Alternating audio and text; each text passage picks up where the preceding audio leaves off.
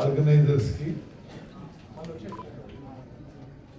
రాష్ట్ర rice millers అధ్యక్షుడు మిత్రుడు కంప నాగేంద్ర గారికి, చూడి దేవేందర్ రెడ్డి గారికి, మోహన్ రెడ్డి గారికి, ప్రభాకర్ రావు గారికి, వేదిక మీద పెద్దలందరికీ, నా అప్పుడు వచ్చిన మిత్రుడు Warangal urban development authority chairman Inagala Venkataramareddy గారికి, అదేవిధంగా ఇక్కడికి చేసిన ఈ ఎక్స్పోలో పార్టిసిపేట్ అవుతున్న rice millers, traders, machinery suppliers అందరికి కూడా నమస్కారం తెలియజేస్తూ,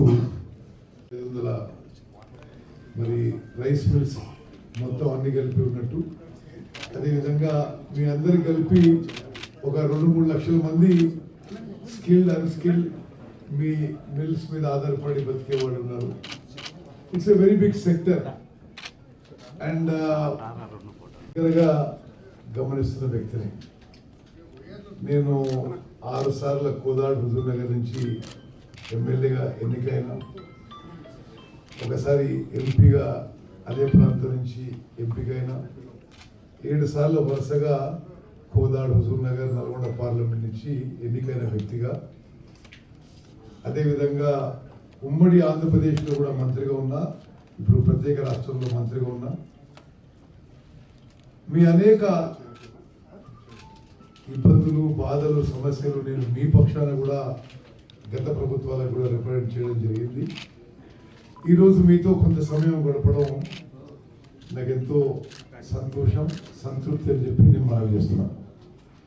మీలో చాలామంది ఎంకరేజ్ చేయడానికి, మీ సమస్యను పరిష్కారం చేయడానికి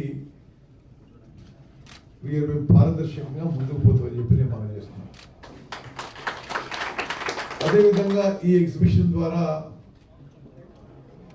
తెలంగాణలో రైస్ మిల్ ఇండస్ట్రీకి మేలు జరగాలని నేను కోరుకుంటున్నాను. అందరి రైస్ మిల్స్లో టెక్నాలజీ అప్గ్రేడేషన్ జరగాలి, ఎనర్జీ ఎఫిషియన్సీ తప్పనిసరిగా ఆ మెజర్స్ అన్ని తీసుకోవాలి. క్వాలిటీ ఆఫ్ రైస్ ప్రొడ్యూస్డ్ ప్రతి ఏటా క్వాలిటీ కూడా పెరగాలి. For more videos like this, subscribe Big TV channel.